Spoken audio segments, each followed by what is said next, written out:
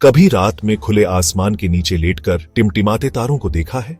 वो अनगिनत तारे जो दूर कहीं अपनी रोशनी बिखेर रहे हैं। क्या कभी सोचा है काश वहां तक पहुंच पाते, उस अद्भुत दुनिया का हिस्सा बन पाते? क्या कभी कल्पना की है कि उन तारों के बीच जीवन कैसा होगा? इंसान का यह सपना उतना ही पुराना है जितना वो खुद। जब उसने पहली बार आकाश की ओर देखा, तभी से यह ख्वाहिश उसके दिल में पलने लगी और इस सपने को हकीकत में बदला रॉकेट ने। ये वो आविष्कार है जिसने हमें गुरुत्वाकर्षण की जकड़ से मुक्त किया। रॉकेट सिर्फ लोहे और आग का ढांचा नहीं, ये उससे कहीं बढ़कर है, बल्कि हमारी जिज्ञासा और हिम्मत की कहानी है। ये उन अनगिनत वैज्ञानिकों, इंजीनियरों और तकनीशियनों का समर्पण है जिन्होंने इसे मुमकिन बनाया।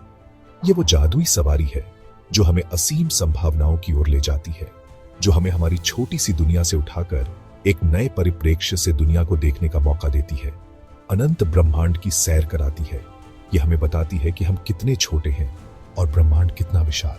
सोचिए, एक विशालकाय मशीन जो अपने आप में एक शहर जैसी है, जो गरजते हुए धुएं और आग के साथ अपनी पूरी शक्ति से ऊपर उठती है, सीधा आसमान की ओर बढ़ती है, एक ऐसी यात्रा पर जहां पहले कोई नहीं गया। वो धरती की खींच को चुनौती देती है, उस शक्ति को हराती है जो हमें यहां बांधे रखती है, बादलों को चीरती है, एक नया रास्ता बनाती हुई, और वहां जाती है जहां हवा भी नहीं होती, उस खाली जगह में जहां सिर्फ तारे और ग्रह हैं। रॉकेट वो पुल है जो हमें उस अज्ञात दुनिया से जोड़ते हैं, जो हमने धरती और आसमान के बीच बनाया है। एक ऐसा पुल जो हमें सितारों तक ले जा सकता है। मेरे रॉकेटों ने हमें चांद पर पहुंचाया, उस ठंडी और शांत दुनिया पर कदम रखने का साहस दिया, दूसरे ग्रहों की तस्वीरें भेजी, मंगल ग्रह की लाल मिट्टी को हमारे घरों तक पहुंचाया और ब्रह्मांड के रहस्यों से रूबरू कराया। हमें बताया कि हम अकेले नहीं हैं, और भी दुनिया है। रॉकेट की कहानी सिर्फ वैज्ञानिकों या अंतरिक्ष यात्रियों की नहीं, ये तो पूरी मानव जाति की कहानी है। ये हम सबकी कहानी है, हर उस इंसान की जिसने कभी आसमान की ओर देखा और सोचा कि क्या होगा अगर। जब भी कोई रॉकेट उड़ता है तो सिर्फ एक मशीन नहीं उड़ती, वो करोड़ों लोगों की उम्मीदें और सपने लेकर जाता है, एक बेहतर भविष्य की उम्मीद, नई खोजों का सपना। ये हमें याद दिलाता है कि इंसान क्या कर सकता है जब वो ठान लेता है कि अगर हम मिलकर कोशिश करें तो कोई भी मंजिल दूर नहीं है, चाहे वो चांद हो, मंगल हो या उससे भी आगे। हमारी सीमाएं वही हैं जो हम खुद तय करते हैं। ब्रह्मांड असीम है और हमारी संभावनाएं भी। तो चलिए आज हम इस जादुई सवारी की कहानी सुनते हैं, एक ऐसी कहानी जो हमें प्रेरित करती है, उत्साहित करती है और हमें सपने देखने की हिम्मत देती है। आग के तीरों से लेकर मंगलयान तक का सफर, एक अविश्वसनीय यात्रा जो अभी भी जारी है। रॉकेट का ख्याल कोई नया नहीं है, ये कोई आधुनिक आविष्कार नहीं है, बल्कि इसकी जड़ें इतिहास में छिपी हैं, सदियों पुराने इतिहास में, जहां से इसने जन्म लिया और धीरे धीरे विकसित हुआ। कहानी शुरू होती है चीन से, उस दौर में जहां 1000 साल पहले बारूद का आविष्कार हुआ। यह वो समय था जब चीनियों ने अनजाने में एक ऐसी शक्ति खोज ली जो दुनिया को हमेशा के लिए बदल देने वाली थी। किसी ने बारूद को बांस की नली में भरकर आग लगाई, एक साधारण प्रयोग जिसने नतीजा था आग का तीर। ये तीर दुश्मन पर मार करने के लिए इस्तेमाल किए जाते थे। ये दुनिया के सबसे पहले रॉकेट थे, बारूद से चलने वाले अपने शुरुआती रूप में। लेकिन फिर कहानी आती है हिंदुस्तान की, जहां इसे एक नया रूप मिला। 18वीं सदी में टीपू सुल्तान ने, मैसूर के शासक, इन रॉकेटों को लोहे की नलियों में बदलकर एक खतरनाक हथियार बना दिया। ये रॉकेट पहले से कहीं ज्यादा शक्तिशाली और मारक थे। इन मैसूरी रॉकेटों ने अंग्रेजों को चौंका दिया। उन्होंने कभी ऐसे हथियार नहीं देखे थे। अंग्रेज इन्हें इंग्लैंड ले गए ताकि इनके पीछे का विज्ञान समझ सकें। वो जानना चाहते थे कि ये कैसे काम करते हैं और इन्हें कैसे बेहतर बनाया जा सकता है। इन पुराने रॉकेटों ने पहली बार दुनिया को दिखाया कि किसी चीज को पीछे फेंककर आगे बढ़ा जा सकता है। यही है न्यूटन का तीसरा नियम, क्रिया के विपरीत प्रतिक्रिया। अगली बार जब आप दिवाली पर कोई रॉकेट उड़ता देखें, आसमान में जगमगाता हुआ, याद रखिए ये हजारों साल पुराने सफर की झलक है, एक लंबा और दिलचस्प सफर। ये छोटी छोटी चिंगारियां ही आगे चलकर एक बड़ी आग बनी जिसने पूरी दुनिया को रोशन कर दिया और आज भी कर रही है। सदियों तक रॉकेट सिर्फ खिलौना या हथियार था, लेकिन 3 दूरदर्शी लोगों ने इसे सितारों तक पहुंचाने का सपना देखा। रूस के त्स्योल्कोव्स्की, अमेरिका के गोडार्ड और जर्मनी के ओबर्ट। tsiolkovsky ने सबसे पहले रॉकेट के गणितीय समीकरण और तरल ईंधन वाले रॉकेट का विचार दिया।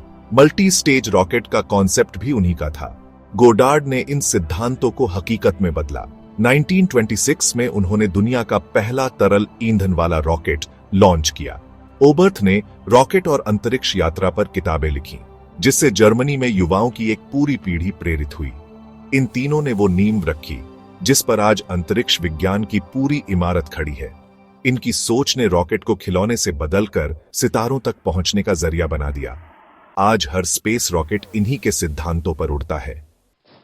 रॉकेट विज्ञान की कहानी में सबसे अंधेरा मोड़ आया दूसरे विश्व युद्ध में, जब जर्मनी के वर्नर वॉन ब्रॉन ने V2 रॉकेट बनाया।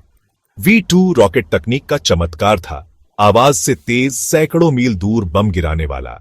लेकिन इसका इस्तेमाल तबाही के लिए हुआ। हजारों V2 रॉकेट लंदन और बेल्जियम पर गिरे, जिससे भारी तबाही हुई। विज्ञान का यह डरावना चेहरा था। इस रॉकेट को बनाने में हजारों बंधुआ मजदूरों की जान गई। तकनीक अच्छी या बुरी नहीं होती, उसका इस्तेमाल मायने रखता है। युद्ध के बाद अमेरिका और सोवियत संघ ने इस तकनीक को हासिल करने की होड़ लगाई।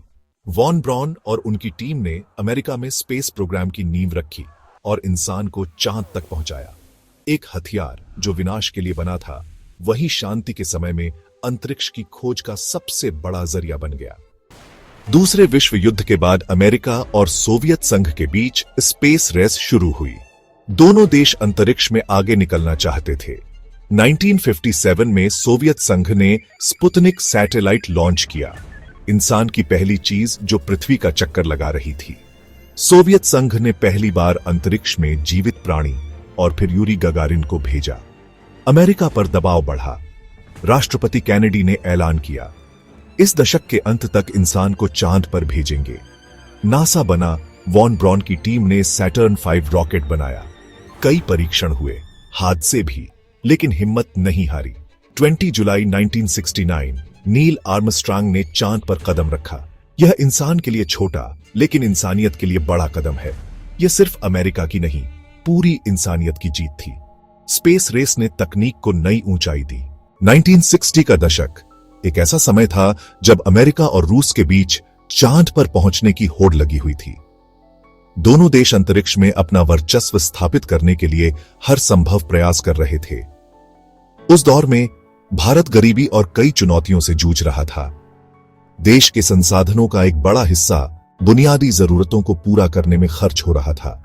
लेकिन डॉक्टर विक्रम साराभाई एक दूरदर्शी वैज्ञानिक थे, जिन्हें यकीन था कि भारत को अंतरिक्ष विज्ञान के क्षेत्र में किसी भी कीमत पर पीछे नहीं रहना चाहिए। उनका मानना था कि अंतरिक्ष प्रौद्योगिकी देश के विकास और भविष्य के लिए बेहद महत्वपूर्ण है।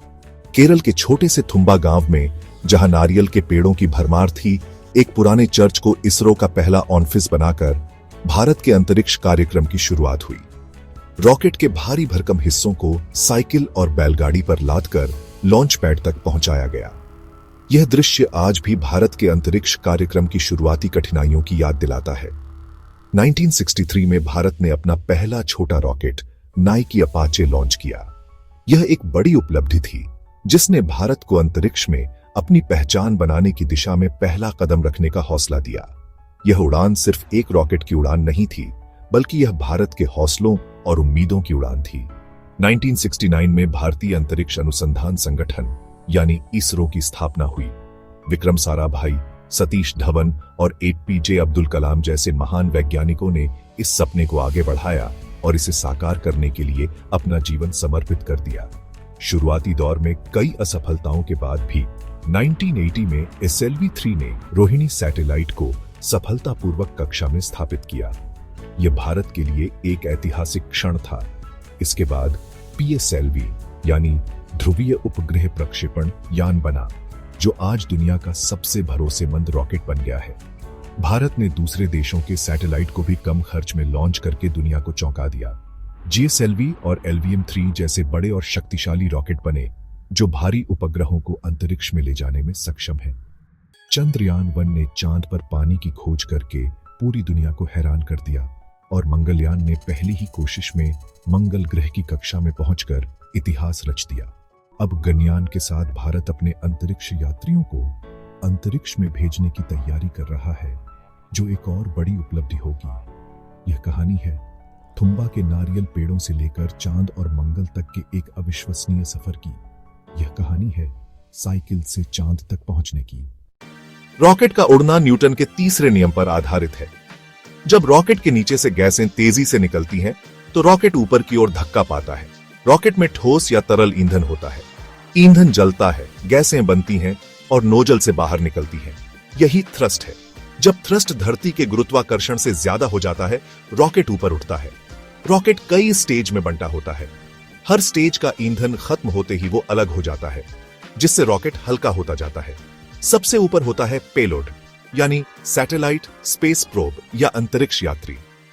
रॉकेट का असली मकसद इसी पेलोड को उसकी मंजिल तक पहुंचाना है। रॉकेट का काम एक नियंत्रित धमाका है, जो हमें सितारों के करीब ले जाता है। अब रॉकेट की कहानी एक नए दौर में है। पहले रॉकेट एक बार इस्तेमाल होते थे, फिर समुद्र में गिरकर बर्बाद हो जाते थे। स्पेसएक्स जैसी कंपनियों ने रीयूजेबल रॉकेट बनाए।